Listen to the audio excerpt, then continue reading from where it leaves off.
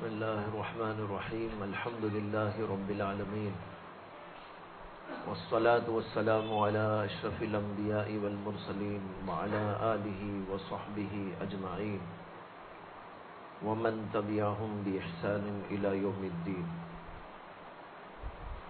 أما بعد فأعوذ بالله من الشيطان الرجيم. بسم الله الرحمن الرحيم. الذين آمنوا تطمئن قلوبهم بذكر الله ألا بذكر الله تطمئن القلوب الذين آمنوا وعملوا الصالحات طوبى لهم وحسن مآب. صدق الله مولانا العظيم.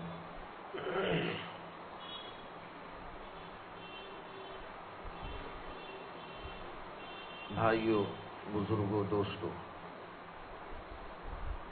اس وقت آپ کے سامنے جو آیتیں تلاوت کی گئی ہیں، ان آیات کا ترجمہ یہ ہے کہ اللہ تعالیٰ نے فرمایا کہ جو لوگ ایمان لائے اور انہوں نے اپنے دلوں کو اللہ کے ذکر سے مطمئن کیا اور کان کھول کر سن لو کہ اللہ ہی کے ذکر میں اطمینان قلب ہے، تو جو ایمان لائے اور نیک عمل کیا ان کے لیے خوشخبری ہے اور بہترین ٹھکانہ ہے. یہ آیتوں کا ترجمہ ہے جو آپ کے سامنے نقل کیا گیا. اس آیت میں ان اللہ کے نیک بندوں کا ذکر ہے جو ایمان لاتے ہیں اور اللہ کے ذکر سے اپنے دلوں کو سکون پہنچاتے ہیں. اور بیچ میں اللہ نے یہ بتایا ہے کہ اللہ ہی کے ذکر میں دلوں کو اطمینان ملتا ہے، کسی اور چیز میں نہیں. پھر آگے فرمایا کہ جو ایمان رکھتے ہیں اور نیک عمل کرتے ہیں ان کے لیے خوشخبری ہے اور ان کے لیے بہترین ٹھکانہ ہے.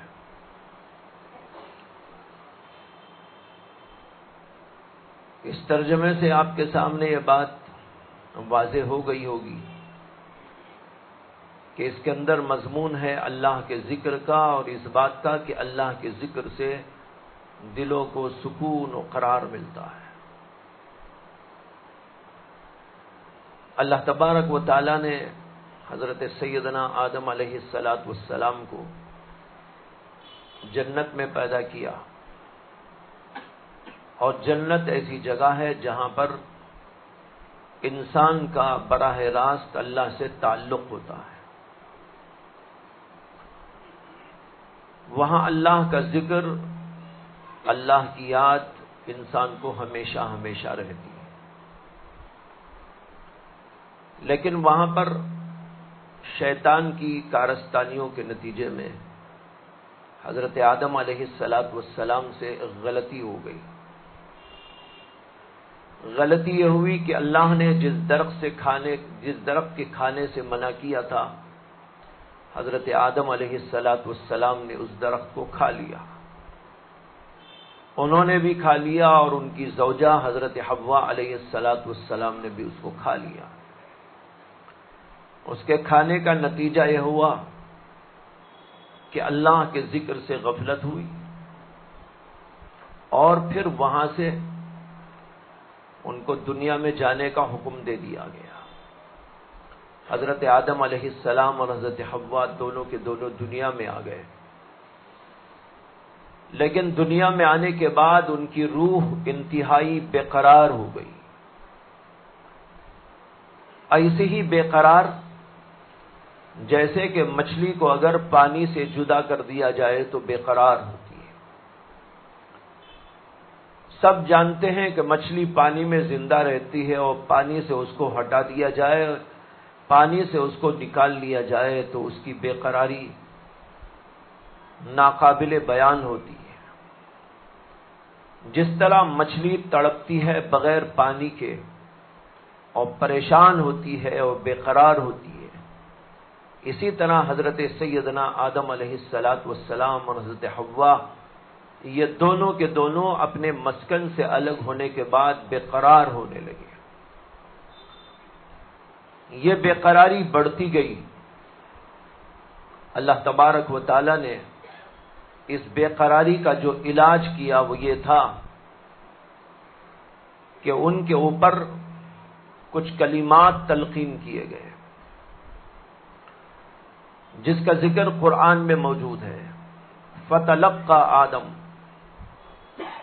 وہ کلمات یہ تھے جس کو اللہ نے ایک جگہ پر قرآن میں ذکر فرمایا ہے کہ انہوں نے کہا ربنا ظلمنا انفسنا وان لم تغفر لنا وترحمنا لنكونن من الخاسرین۔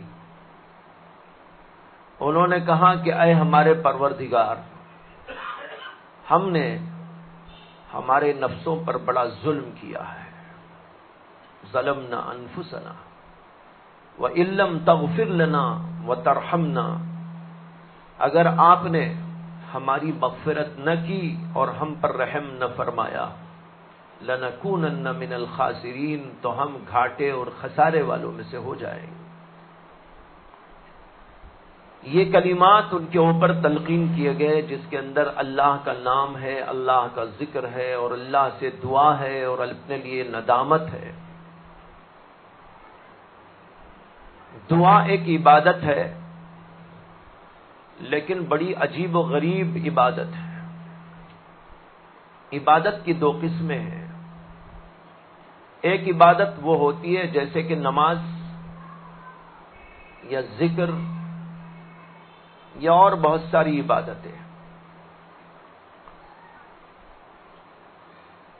دوسری عبادت دعا کی عبادت ہے۔ دعا کی عبادت میں ندامت شامل ہوتی ہے۔ عبادت میں صرف عبادت اور دعا کی عبادت میں عبادت کے ساتھ ندامت۔ اسی لیے بعض بزرگوں نے فرمایا کہ اللہ سے قریب ہونے کے متعدد راستے ہیں۔ یہ ایک راستہ ہے جس سے انسان کو قرب ملتا ہے، اور وہ قرب ہے قرب عبادت۔ ایک اور راستہ وہ ہے جس سے انسان کو قرب ملتا ہے، اور وہ ہے قرب ندامت، یعنی آدمی کے دل میں ندامت پیدا ہو جائے، میں نے ایسا کیوں کیا، غلط مجھ سے کیوں ہو گیا، افسوس کرتا ہے، ندامت کرتا ہے، پشیمان ہوتا ہے، اپنے دل کے اوپر جو ہے ملامت کرتا ہے، افسوس کرتا ہے۔ یہ ہے قرب ندامت۔ نماز پڑھتا ہے تو اسے قرب عبادت ملتا ہے، اور آدمی جب پشیمان ہو کر اللہ کو پکارتا ہے، استغفار پڑھتا ہے، توبہ کرتا ہے، تو اس سے بھی اس کو قرب ملتا ہے، اور اس قرب کا نام ہے قرب ندامت۔ بہرحال حضرت سیدنا آدم علیہ السلام کو ایک کلمات تلقین کیے گئے، اور انہوں نے اللہ کے سامنے دعا کی اور ندامت کا اظہار کیا۔ اے اللہ ہم شرمندہ ہیں، اے اللہ ہم بڑے ظالم ہیں، اے اللہ ہم نے اپنے نفسوں پہ ظلم کیا ہے، اے اللہ ہم نے ناکارگی کا اظہار کیا ہے، اے اللہ ہم اب آپ کے سامنے ہاتھ پسارتے ہیں، اے اللہ آپ کے سامنے ہم توبہ کرتے ہیں، استغفار کرتے ہیں، اور اے اللہ اگر آپ نے ہمارے اوپر رحم نہ کیا اور آپ نے ہماری مغفرت نہ کی تو ہم خسارے والے گھاٹے والے لوگوں میں سے ہو جائیں گے۔ یہ ندامت کے ساتھ حضرت سیدنا آدم اور حضرت حوا دونوں نے اللہ کے سامنے التجائیں کی، اللہ تبارک و تعالی نے اس کو قبول کیا۔ اب وہاں ان کو قرار مل گیا۔ یہ قرار جو ملا ہے وہ اللہ کے ذکر سے ملا، اللہ کی یاد سے ملا۔ جنت میں رہتے تھے تو جنت تو ایسا مقام ہے جہاں پر ذکر خود بخود ہوتا ہے، وہاں ذکر کرنے کے لیے آدمی کو کچھ کرنا نہیں پڑتا۔ وہاں پر جب جائیں گے تو وہاں پر ذکر ہمارے روئے روئے سے نکلے گا، زبان بھی ذاکر ہوگی، قلب بھی ذاکر ہوگا، رواں رواں ذاکر ہوگا، اس لیے کہ وہ مقام ہی ایسا مقام ہے جس کو مقام سلام کہا گیا، جس کو دارالسلام کہا گیا ہے۔ تو وہاں پر تو انسان خود بخود ذاکر ہوتا ہے، لیکن یہاں پر جب آتا ہے تو یہاں پر بہت سارے اسباب ایسے ہوتے ہیں جو انسان کو اللہ کے ذکر سے ہٹاتے ہیں۔ اللہ کے ذکر سے ہٹانے والے اسباب بے پناہ ہیں دنیا کے اندر۔ کہیں عورتیں انسان کو اللہ سے ہٹا دیتی ہیں، کہیں پر مال اور دولت انسان کو اللہ سے ہٹا دیتے ہیں، کہیں پر ڈگریاں اور منصب انسان کو اللہ سے غافل کر دیتی ہیں، کہیں پر کوئی عہدہ مل جاتا ہے تو انسان اللہ سے غافل ہو کے اسی کے اندر مست ہو جاتا ہے۔ کبھی کھانے اور پینے کی فراوانی انسان کو اللہ سے غافل بنا دیتی ہے، سونے و چاندی کا ڈھیر انسان کو مل گیا تو اس کی وجہ سے انسان نے اللہ سے غفلت اور روگردانی اختیار کر لی۔ تو اس طرح کے بے شمار اسباب ہیں دنیا کے اندر۔ ان بہت سارے اسباب کے درمیان میں اللہ کو جب کوئی انسان یاد کرتا ہے تو اس کے دل کو قرار آتا ہے، اور اگر ان ساری چیزوں میں انسان اللہ کو چھوڑ کر مشغول ہو جاتا ہے اور اس کے اندر سکون تلاش کرتا ہے تو اس کو کبھی سکون نہیں ملتا۔ یہ نقطہ ہے جو میں آج آپ کو سمجھانا چاہتا ہوں کہ اللہ نے فرمایا الا بذکر اللہ تطمئن القلوب، کان کھول کر سن لو کہ اللہ ہی کے ذکر کے اندر اطمینان قلب ہے، کسی اور چیز کے اندر نہیں۔ یہاں پر اسباب بہت سارے ہیں، چیزیں بہت ساری ہیں، اور جو ہے مختلف قسم کے اسباب ہیں، مال ہے، دولت ہے، عیش ہے، آسائش ہے، یہ ساری چیزیں اللہ نے دنیا میں پھیلا رکھی ہیں۔ اور انسان یہاں آنے کے بعد یہ سمجھتا ہے کہ میں ان چیزوں سے سکون پا سکتا ہوں۔ جیسے کسی آدمی کو ہم دیکھتے ہیں تو وہ مال دولت کے پیچھے پڑ جاتا ہے اور سمجھتا ہے کہ جتنا مال ملے مجھے مل جائے گا، سکون مجھے مل جائے گا۔ اسے اس آدمی کی پوری زندگی مال دولت کے پیچھے لگ جاتی ہے۔ بعض لوگ ہوتے ہیں جو ڈگریوں میں، منصبوں میں اس کو تلاش کرتے ہیں، اور ان کا کام یہ ہوتا ہے کہ صبح سے لے کر شام تک، شام سے لے کر صبح تک اسی کی فکر میں، اسی کی جستجو میں، اسی کی تحقیق میں اور اسی کے پیچھے جد و جہد میں اپنے آپ کو لگا دیتے ہیں کہ کوئی مجھے ڈگری مل جائے، اعلیٰ ڈگری مل جائے، میں یہ پاس کر لوں، میں وہ پاس کر لوں، اور مجھے وہ عہدہ مل جائے، مجھے وہ منصب مل جائے، بس اسی کے پیچھے دن رات اس کا لگ جاتا ہے۔ یہ ہے دنیا میں جو اس وقت دیکھا جا رہا ہے، عام طور پر لوگ اسی طرح کی باتوں کے اندر مشغول ہیں، اور یہ سمجھ کر مشغول ہیں کہ انہی چیزوں کے اندر ہم کو سکون ملے گا۔ یہ ایک انسان کی بہت ہی بڑی غلطی، انتہائی خطرناک غلطی، کہ انسان ایک ایسی چیز کو سرمایہ سکون سمجھ رہا ہے، باعث سکون سمجھ رہا ہے، سبب سکون سمجھ رہا ہے، جو اس کے لیے سبب سکون نہیں ہے بلکہ اس کے لیے وہ انتشار کا سبب ہے، اس کی یکسوئی کو ختم کرنے والی بات ہے، اس کے سکون کو غارت کرنے والی چیز ہے۔ ایسی چیزوں کو اس نے سکون کا باعث سمجھ لیا، سکون کا ذریعہ سمجھ لیا، اور اسی کے پیچھے لگا ہوا ہے اور دن رات اس کی محنت کر رہا ہے۔ پوری دنیا میں اس کی محنت ہو رہی ہے، اور اس محنت کو کسی ذریعے سے بیان کرنے کی کوئی ضرورت نہیں ہے، بالکل آشکارا ہے، ہر آدمی دیکھ سکتا ہے، ہر آدمی دیکھ رہا ہے۔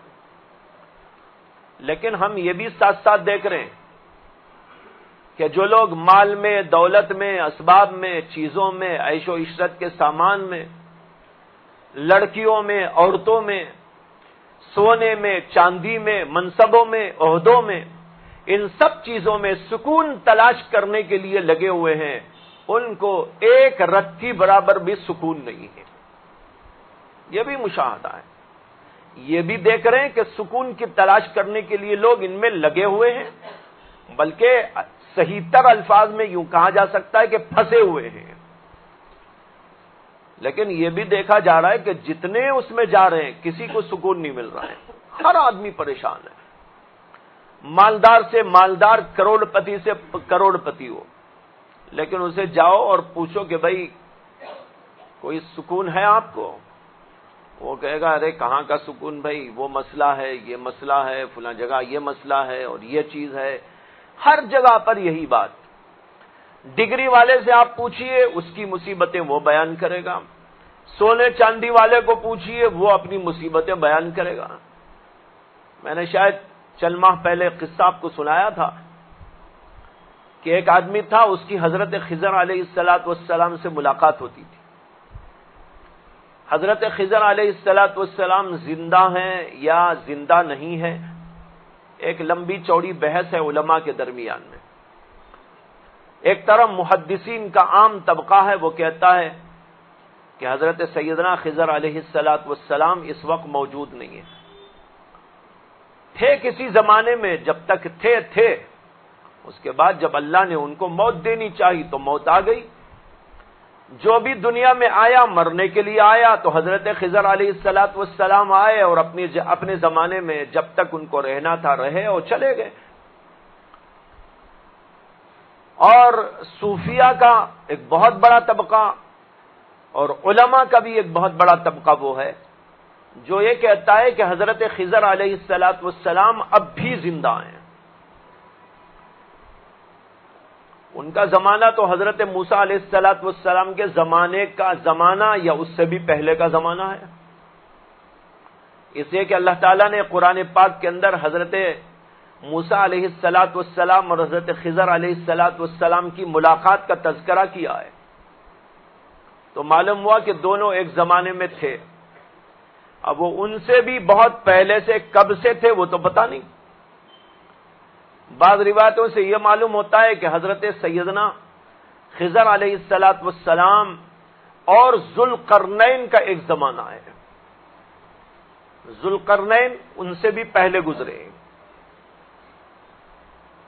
اور ذوالقرنین کے بارے میں ایک روایت یہ ہے کہ وہ حضرت ابراہیم علیہ السلام کے ہم عصر تھے، تو اس کا مطلب ہوا کہ خضر علیہ السلام بھی حضرت سیدنا ابراہیم علیہ السلام کے زمانے سے تھے۔ اب موسیٰ علیہ السلام کا زمانہ تو اس کے بہت بعد کا زمانہ ہے، اللہ نے اس کا ذکر کیا ہے کہ موسیٰ علیہ السلام اور خضر علیہ السلام کی ملاقات ہوئی، اللہ نے ان کو بھیجا تھا، حدیث میں بھی اس کا تذکر آتا ہے بخاری شریف کی روایت کے اندر۔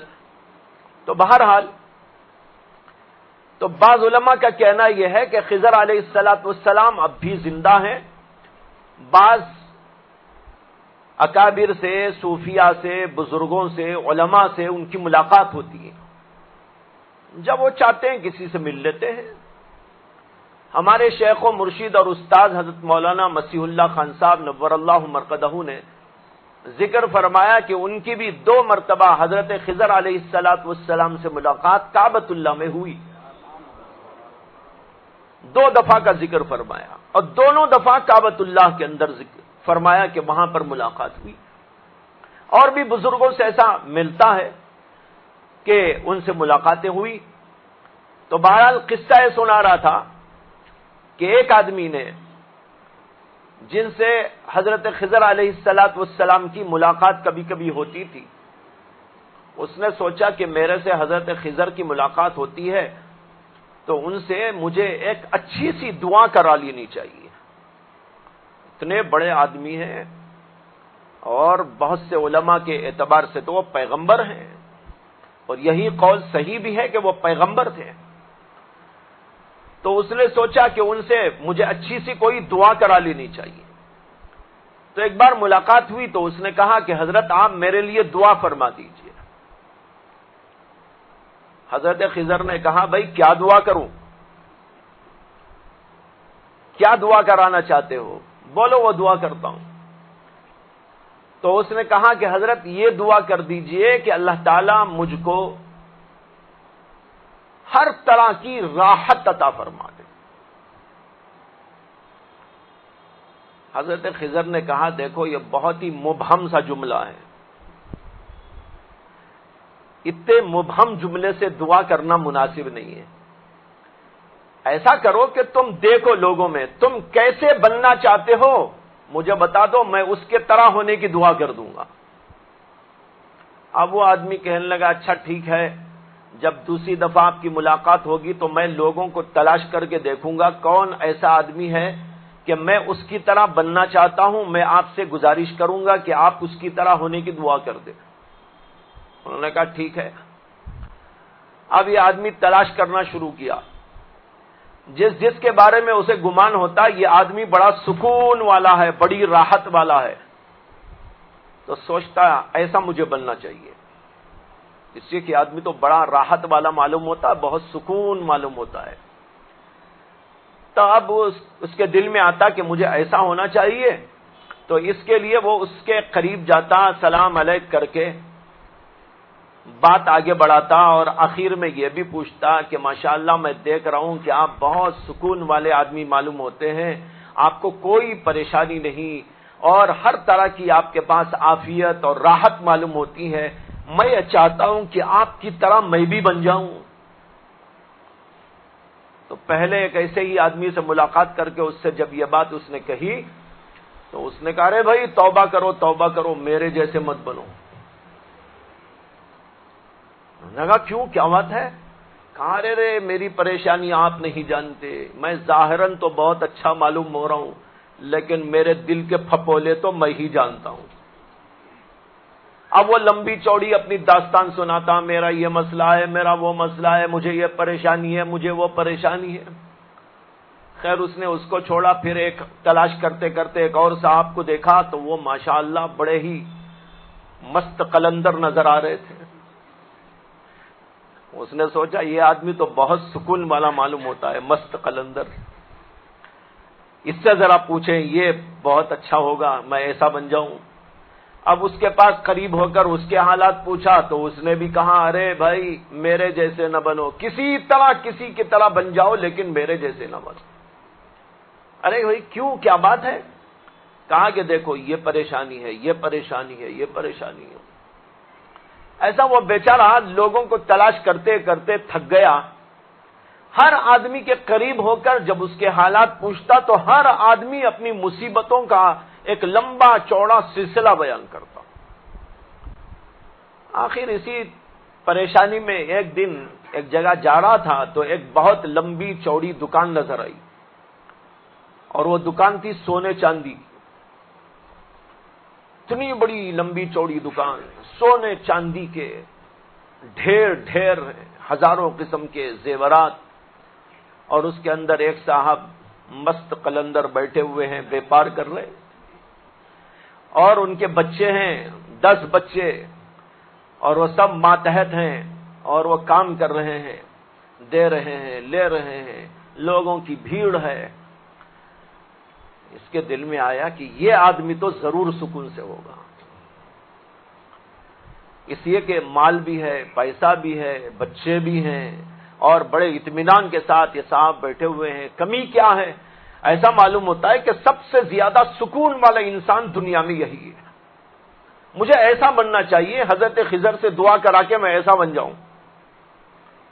اب دل میں ٹھانا اور پھر اس کے بھی قریب ہوا، جا کر سلام علیک کیا، بیٹھا، اور پھر اپنا مدعا سنایا اور کہا کہ میں آپ کے جیسا بن جانا چاہتا ہوں، آپ تو ماشاءاللہ بہت سکون والے معلوم ہوتے ہیں، اللہ نے آپ کو دولت بھی دی ہے، راحت بھی دی ہے، اطمینان بھی دیا ہے، بچے بھی دیے ہیں، اور دیکھنے میں بھی آپ کو ماشاءاللہ حسن بھی دیا ہے، سب کچھ موجود ہے، آپ بڑی راحت والے معلوم ہوتے ہیں، تو میں آپ کے جیسا بن جانا چاہتا ہوں۔ اس نے کہا اللہ اکبر، بھائی توبہ کرو، میرے جیسے ہرگز نہ بننا، تم کسی کی بھی طرح بن جاؤ۔ اس نے کہا ارے کیا پریشانی ہے؟ تو کہا میری پریشانی میں بیان کروں تو تم میرے اوپر رونا شروع کر دو گے، میں تو ایسا پریشان ہوں۔ کیا پریشان؟ کہا کہ دیکھو میری پریشانی یہ ہے کہ مجھے اللہ نے مال دیا ہے، ارب خرب میرے پاس موجود ہے، اور ہر طرح کی آسائش کے سامان موجود ہیں، بڑے بڑے بنگلے موجود ہیں، بچے بھی ماشاءاللہ اللہ نے دیے ہیں، اور سب مطیع فرما بردار ہیں، سب میرے تحت کام کرتے ہیں، بیپار بہت اچھا ہے، روزانہ لاکھوں کماتا ہوں، سب موجود ہے، لیکن میری پریشانی یہ ہے کہ میری بیوی ایک بار ایک بیماری میں مبتلا ہو گئی۔ بیماری میں مبتلا ہوئی تو ایسی کہ ڈاکٹروں نے جواب دے دیا اور کہا کہ اس کا کوئی علاج نہیں، یہ چند دن رہے گی، اس کے بعد مر جائے گی، اس کے سوا کچھ ہم نہیں کہہ سکتے۔ تو یہ دیکھ کر جو ہے میں رونے لگا۔ میری بیوی کے سراہنے بیٹھ کر جب میں رونے لگا تو بیوی کہنے لگی اب تو تم رو رہے ہو، میں مر جاؤں گی تو دوسری شادی کر لو گے، مرد تو ایسے ہی ہوتے ہیں۔ بیوی ادھر انتقال ہوئی اور ادھر شوہر نے جا کے شادی کر لی، تو اس نے دل برداشتہ یہ بات جملہ کہا، تو اس آدمی نے وعدہ کیا اپنی بیوی سے کہ نہیں، میں عام مردوں کی طرح نہیں ہوں، میں تمہاری ایسی محبت کا شکار ہوں کہ کبھی کسی اور سے شادی نہیں کروں گا۔ بیوی نے کہا ارے کہنے کو تو سب ایسے ہی کہتے ہیں، موقع آتا ہے تو سب پھر جاتے ہیں۔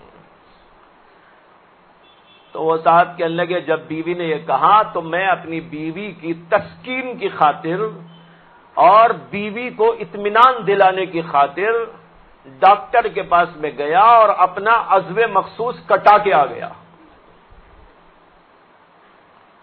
کہ دیکھو میں تو اب ایسا ہوں کہ شادی کر ہی نہیں سکتا، میں نے تو اپنے آپ کو ناکارہ بنا دیا ہے، تمہاری خاطر بنا دیا ہے۔ بیوی کو اطمینان ہو گیا۔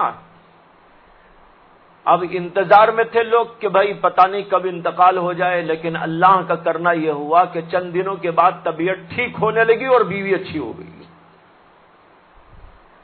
انہوں نے کہا بیوی تو میرے پاس موجود ہے لیکن میں بیوی کے قابل نہیں ہوں، سونا ہے، چاندی ہے، ہیرے ہیں، جواہرات ہیں، سب کچھ ہے، جوانی ہے، طاقت ہے، بچے ہیں، سب موجود ہے، بیوی بھی موجود ہے، لیکن میں بیوی کے قابل نہیں۔ آپ بتاؤ میرے سے مظلوم کوئی دنیا میں ہے؟ اس نے کہا واقعی بھائی عجیب پریشانی، اسی لیے کہتے ہیں کہ ہر پریشانی سے بڑھ کر کوئی پریشانی ہوتی ہے۔ آدمی ایک چیز کو پریشانی سمجھتا ہے، لیکن ہر آدمی کو یہ بھی سوچنا چاہیے کہ ہر مصیبت سے بڑی مصیبت ہوتی ہے۔ جب آدمی یہ سوچے گا کہ ہر مصیبت سے بڑی مصیبت ہوتی ہے تو جو مصیبت انسان کو آئی ہے اس مصیبت پر اس کے لیے صبر آسان ہو جائے گا۔ لوگ بے صبر نہیں بنیں گے، وہ سوچیں گے ارے اللہ نے اتنی ہی مصیبت دی ہے، صبر کرو، اس سے بڑی دے دیتے تو کیا ہوتا۔ حضرت مرشدی مولانا شاہ ابرار الحق صاحب نور اللہ مرقدہ ایک بار ایک ٹرین میں جا رہے تھے، کہیں کا سفر تھا، سفر میں جا رہے تھے تو ٹرین لیٹ ہو گئی، اور اتنی لیٹ ہو گئی 10 گھنٹے لیٹ، بعض وقت ہو جاتا ہے، ہمیں بھی کئی دفعہ سابقہ پڑا ہے، تو 10 گھنٹے لیٹ ہو گئی ٹرین۔ اب ٹرین والے جو بیٹھے ہوئے ہیں اندر ٹرین میں وہ سب کے سب پریشان ہیں۔ ایک جگہ پر ٹرین جا کے کھڑی ہو گئی، سارے کے سارے ٹرین کے مسافر باہر جا کے کھڑے ہو گئے، ایک ایک آدمی ایک ایک بات کر رہا ہے، ایک ایک آدمی ایک ایک بات کہہ رہا ہے، جتنے منہ اس سے ڈبل باتیں۔ لوگ پہلے تو کہتے تھے جتنے منہ اتنی باتیں، لیکن میں ذرا اس میں اضافہ کر رہا ہوں، جتنے منہ اس سے ڈبل ہی نہیں، کبھی ٹرپل باتیں، کبھی 10 گنا باتیں ہوتی ہیں۔ تو بہرحال کچھ یوں کر رہے تھے۔ خیر اس کے بعد جو ہے پھر ٹرین آگے بڑھنے لگی تو سارے کے سارے مسافر آ کے چڑھ کے بیٹھ گئے، حضرت بھی اسی میں تھے۔ جو لوگ وہاں موجود تھے حضرت نے ان سے کہا کہ بھائی آپ لوگ بہت پریشان نظر آ رہے ہیں لیکن مجھے کوئی پریشانی نہیں ہے۔ لوگوں نے کہا کیوں پریشانی نہیں؟ دیکھیے 10 گھنٹے لیٹ ہے ٹرین، ہمارا فلاں کام یوں ہو گیا، ہمارا فلاں کام یوں ہو گیا، ہمارا وہ کام ایسا اٹک گیا، فلاں مجھے جانا تھا یوں ہو گیا۔ حضرت نے کہا آپ تو یوں سوچ رہے ہیں، میں یوں سوچ رہا ہوں 10 گھنٹے لیٹ ہوئی، 20 گھنٹے لیٹ نہیں ہوئی۔ حضرت نے کہا آپ یہ سوچ رہے ہیں 10 گھنٹے لیٹ ہو گئی، میں یہ سوچ رہا ہوں 20 گھنٹے لیٹ نہیں ہوئی مجھے سکون مل رہا ہے، آپ کو بے قراری ہو رہی ہے۔ آپ بھی یہ سوچ لیجئے، اس لیے کہ اب تو 10 گھنٹے ہوئی نا، اگر 20 گھنٹے بھی ہو جاتی لیٹ تو آپ کیا کر لیتے؟ کچھ بھی تو نہیں کر سکتے تھے، صرف یوں ہی تماشے کرتے۔ آدمی اگر یہ سوچ لے تو اس کو سکون مل جائے۔ تو اس طریقے پر ہر مصیبت پر آدمی یہ سوچ لے کہ بڑی سے بڑی مصیبت ہو سکتی ہے، اس سے بڑی مصیبت ہو سکتی ہے۔ ایک عجیب واقعہ ہم نے پڑھا، اس وقت یاد آ گیا کہ ایک جگہ پر دو بچے جڑواں پیدا ہوئے، لیکن اللہ کی قدرت ایسی کہ وہ دونوں جڑواں کا ایک مطلب تو یہ ہوتا ہے کہ ایک بطن سے دو بچے پیدا ہوئے، یہ مطلب نہیں، جڑواں کے معنی دونوں جڑ کے پیدا ہوئے۔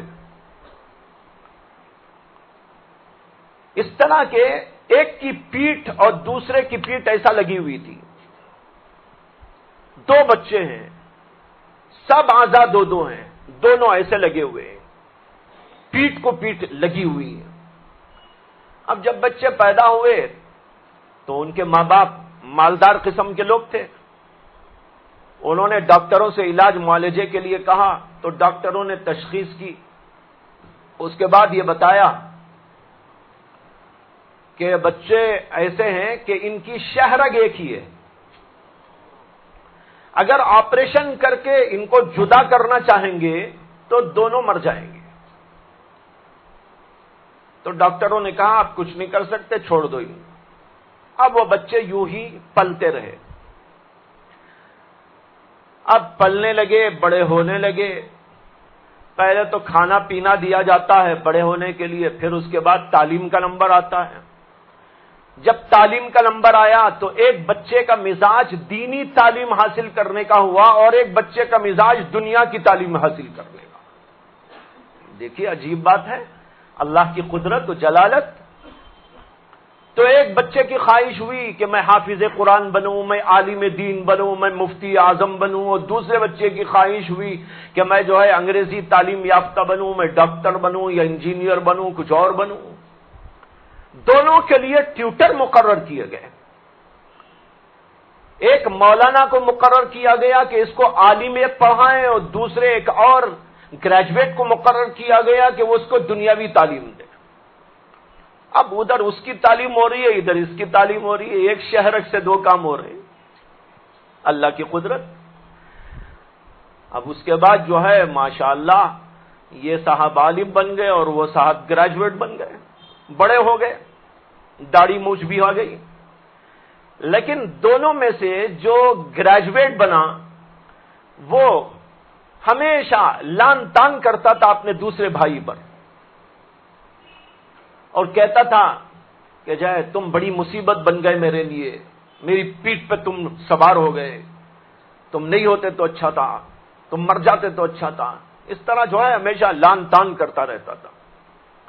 یہ عالم بھائی چونکہ علم تھا اس کے پاس، دین کا علم تھا، اللہ رسول کی باتیں سمجھا ہوا تھا، اس لیے وہ اس کو سمجھاتا اور کہتا کہ بھیا ایسا نہیں کہنا چاہیے، دیکھو یہ مصیبت تو ہے، یہ مصیبت تم کو بھی ہے مجھے بھی ہے، میں اگر تمہارے لیے مصیبت بنا ہوں تو تم بھی تو میرے ساتھ لگ کر میرے لیے مصیبت بنے ہو، تم مجھے تو تانا دے رہے ہو، کبھی یہ نہیں سوچتے کہ تم مجھے کتنی تکلیف پہنچا رہے ہو، میری تکلیف تو تم کو احساس ہو رہی ہے، تمہاری طرف سے جو تکلیف مجھے ہو رہی ہے اس کا تم کو احساس نہیں ہو رہا ہے۔ بہرحال وہ بیچارہ اس کو سمجھایا کرتا تھا۔ عام طور پر ایسے ہی ہوتا ہے کہ لوگ جو ہے دوسرے سے اپنے کو جو تکلیف پہنچتی ہے وہ تو سمجھتے ہیں، لیکن کبھی یہ نہیں سوچتے ہماری طرف سے دوسرے کو کیا تکلیف ہو رہی ہے، ہم کو بھی سوچنا چاہیے۔ اب دیکھو وہ تو یہ سوچتا یہ کیوں مجھے لگ گیا، یہ نہیں سوچا میں اسے کیوں لگ گیا، اگر یہ سوچتا نا تو یہ باتیں نہ کہتا۔ تو بہرحال دونوں میں جو ہے ایسی بات چیت چلا کرتی تھی، وہ سمجھاتا لیکن یہ سمجھنے کو تیار نہیں، لان تان اور یہ اور باتیں کرتا رہتا تھا، اور عام طور پر اس کو کوستا اور کہتا تم مر جائے تو اچھا ہے، تم مر جائے تو اچھا ہے۔ اللہ نے دعا قبول کر لی اور ایک دن وہ عالم کا انتقال ہو گیا۔ اب وہ عالم کی لاش اس گریجویٹ کی گردن سے لگی ہوئی ہے۔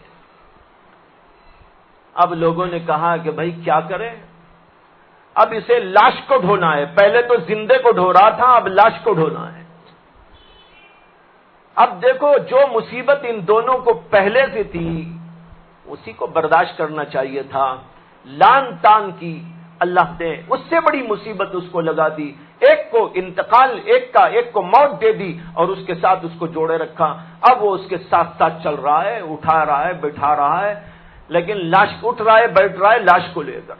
اسے کہتے ہیں ہر مصیبت سے بڑھ کر کوئی مصیبت ہوتی ہے، اس لیے کبھی اللہ کی طرف سے آنے والی مصیبت پر، پریشانی پر شکوہ و شکایت اور اللہ تبارک و تعالیٰ کے ساتھ کوئی ایسا سلوک نہیں کرنا چاہیے جو ایمان کے خلاف ہے۔ اس لیے صبر کی تلقین کی گئی، اور یہ سوچ لینا چاہیے ایسے وقت اس کے اندر بڑی حکمتیں ہوتی ہیں۔ اللہ حاکم بھی ہے، حکیم بھی ہے۔ اللہ حاکم بھی ہے اور حکیم بھی ہے۔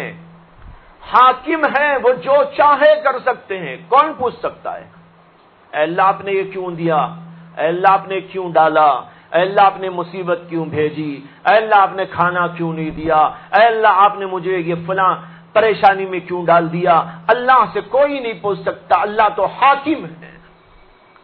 اور اسی کے ساتھ یہ مراقبہ بھی کیجئے کہ اللہ حکیم بھی ہے، حکیم ہے، اس لیے جو کام بھی کرتے ہیں وہ حکمت پر مبنی ہوتا ہے، اس کا کوئی کام حکمت کے خلاف نہیں، ہر کام کے اندر حکمتیں، ہر کام کے اندر مصلحتیں پوشیدہ ہوتی ہیں۔ آدمی اگر اس کو سوچے گا تو کبھی اللہ کا شکوہ و شکایت اس کی زبان پر نہیں آئے گی۔ تو بہرحال بات یہ ہو رہی تھی کہ ہر مصیبت سے بڑھ کے مصیبت، اس سے پہلے کیا بول رہا تھا؟ ہاں، حضرت خضر کی بات کہ وہ آدمی جو ہے اس سے ملاقات کر کے جب پوچھا تو اس نے اپنی جو کارگزاری سنائی زندگی کی، وہ ایسی اندوہناک اور پریشان کن تھی کہ یہ پریشان ہو گیا۔ اس کے بعد حضرت خضر علیہ السلام ملاقات کے لیے آئے اور پوچھنے لگے بھائی کیسے ہونے کی دعا کروں، کس طرح کے آدمی بننے کی دعا کروں؟ اس نے کہا حضرت جسے دیکھتا ہوں اور سمجھتا ہوں کہ یہ سکون والا ہے، لیکن اس کی حالت معلوم ہوتی ہے تو انتہائی پریشان کن اس کے حالات ہوتے ہیں، کوئی بات سمجھ میں نہیں آئی۔ حضرت خضر نے کہا اس لیے دنیا کے اندر آدمی کو ہر طرح کی آسانی و سکون مل جائے یہ ممکن نہیں ہے، اسے ایسی دعا مبہم نہیں کی جا سکتی۔ میں عرض یہ کر رہا تھا کہ اس وقت ہر دنیا کا آدمی کہیں بھی آپ دیکھیں پریشان ہے، پریشان ہے، پریشان ہے، اور پریشانی کے اسباب بہت سے موجود ہیں، لیکن انہی پریشانی کے اسباب کو انسان سکون کے اسباب سمجھ رہا ہے اور سمجھ کر اس کے پیچھے جا رہا ہے، لیکن آپ دیکھ لیجئے کسی کو سکون نہیں ہے۔ اب ایسی صورت کے اندر کسی فلسفی سے آپ پوچھئے کہ فلسفی صاحب آپ ہم کو ایک فلسفے کا مسئلہ بتائیے کہ ساری دنیا میں یہ پریشانیاں ہیں، ان پریشانیوں سے بچنے کا کیا علاج؟ کوئی فلسفی اپنے فلسفے کی بنیاد پر یہ مسئلہ حل نہیں کر سکتا۔ کوئی ڈاکٹر، کوئی انجینئر، کوئی دنیا کا پروفیسر، کوئی لیکچرر، کوئی دنیا کی ڈگری یافتہ، کوئی بھی اس مسئلے کا حل یقینی طور پر پیش نہیں کر سکتا، صحیح طور پر پیش نہیں کر سکتا، اس لیے کہ وہ خود تو اسی ورطے جو ہے پریشانی میں مبتلا ہے، وہ دوسروں کو کیا بچا سکتا ہے؟ کہتے ہیں کہ حضرت سیدنا موسیٰ علیہ السلام کے زمانے میں افلاطون تھا۔ افلاطون بہت بڑا عقل مند تھا، بہت بڑا حکیم تھا، بہت بڑا فلسفی تھا، اس کے علوم تو آج بھی دنیا میں موجود ہیں، اس کی بعض کتابیں بھی آپ دنیا میں موجود ہیں، خود اس کی لکھی ہوئی کتابیں، جیسے کہ اس کی کتاب سیاست پر ایک زبردست کتاب ہے، وہ کتاب آج بھی دنیا میں موجود ہے، اس کے مختلف زبانوں کے اندر تراجم ہو چکے ہیں۔ اسی طرح معاشرے پر اس کی کتاب موجود ہے۔ تو بہت بڑا حکیم تھا، بہت بڑا فلسفی تھا۔ حضرت سیدنا موسیٰ علیہ السلام سے اس کی ملاقات ہو گئی تو حضرت موسیٰ سے وہ کہنے لگا کہ آپ اللہ کے پیغمبر ہیں؟ حضرت موسیٰ علیہ السلام نے کہا کہ ہاں میں اللہ کا پیغمبر ہوں۔ کہا کہ اگر آپ اللہ کے پیغمبر ہیں تو میرے ایک مسئلے کا جواب دیجیے۔ اس نے کہا کہ یہ جو پریشانیاں انسان پہ آتی ہیں یہ ایسا سمجھو جیسے کہ تیر، انسانوں کو تیر لگ رہے ہیں، کسی پر کوئی تیر، کسی پہ کوئی تیر، کسی پہ کوئی تیر۔ ایسی صورت کے اندر، اور تیر چلانے والا اللہ، یہ تیر بھیجنے والا اللہ، وہ اللہ تیر چلا رہا ہے اور مصیبتوں کی شکل میں انسانوں کو اس تیر آ کے لگ رہے ہیں۔ ایسی صورت کے اندر اس تیر سے بچنے کا علاج کیا ہے یہ بتا دیجئے۔ حضرت موسیٰ علیہ السلام نے پھٹ سے اس کا جواب دیا اور انہوں نے کہا تیر چلانے والے کی بغل میں بیٹھ جاؤ۔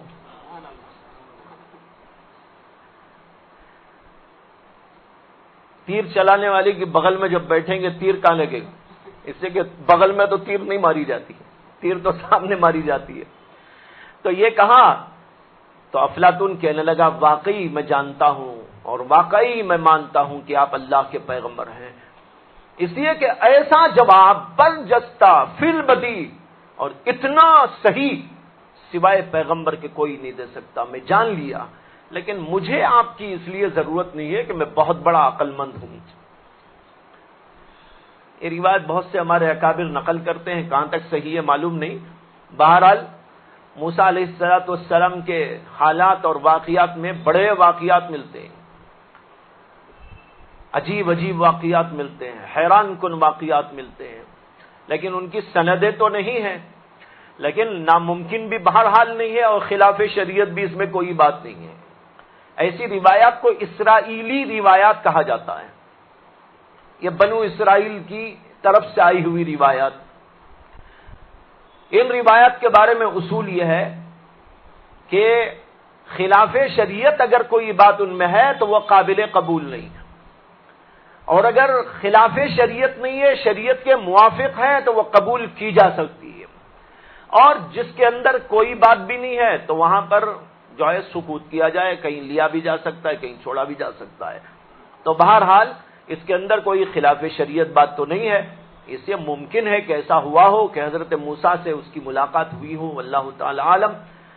تو یہ جواب بالکل صحیح سا جواب ہے کہ اگر کوئی آدمی اللہ کی طرف سے چلائے جانے والے ان تیروں سے بچنا چاہتا ہو تو اس کا علاج یہ ہے اللہ کی بغل میں بیٹھ جاؤ۔ بغل میں بیٹھنے کا مطلب ہے اللہ کے قریب ہو جاؤ، اور نہ بغل کا وہ مطلب نہیں جو ہماری اور آپ کی زبان میں استعمال ہوتا ہے۔ تو اس لیے اللہ تبارک و تعالیٰ کے جو آدمی جتنا قریب ہوگا وہ اللہ کی ان تیروں سے بچے گا اور اس کو سکون ملے گا۔ سکون کا اس کے علاوہ کوئی علاج نہیں ہے، نہ مال ہے، نہ دولت ہے، نہ کوئی اور چیز ہے۔ اللہ نے اس کا یہاں پر ذکر کیا، الا بذکر اللہ تطمئن القلوب، اللہ ہی کے ذکر کے اندر اطمینان قلب ہے۔ جو آدمی اللہ کا ذکر کرے گا وہ اللہ کے قریب ہوگا، اور جو اللہ کے قریب ہوگا وہ اللہ کی ان تیروں سے بچے گا اور اس کو سکون ملے گا۔ سکون کا یہی ایک طریقہ ہے جو اللہ نے قرآن مجید کے اندر صاف صاف الفاظ کے اندر بیان کیا ہے۔ اللہ تعالیٰ سے دعا کرتا ہوں کہ اللہ مجھے بھی آپ کو بھی اپنے ذاکرین میں سے بنا لے اور اپنا قرب عطا فرما دے، قرب عبادت بھی عطا فرمائے، قرب ندامت بھی عطا فرمائے، اور ہم سب کو اللہ تبارک و تعالی جنت نصیب فرمائے۔ وآخر دعوانا ان الحمد للہ رب العالمین۔ اللهم صل على سيدنا محمد وعلى آل سيدنا مولانا محمد وبارك وسلم۔ ربنا آتنا في الدنيا حسنة وفي الآخرة وقنا عذاب النار۔ ربنا لا تزغ قلوبنا بعد إذ هديتنا وهب لنا من لدنك رحمة إنك أنت الوهاب۔ سبحان ربك رب العزة عما يصفون وسلام على المرسلين والحمد لله رب العالمين۔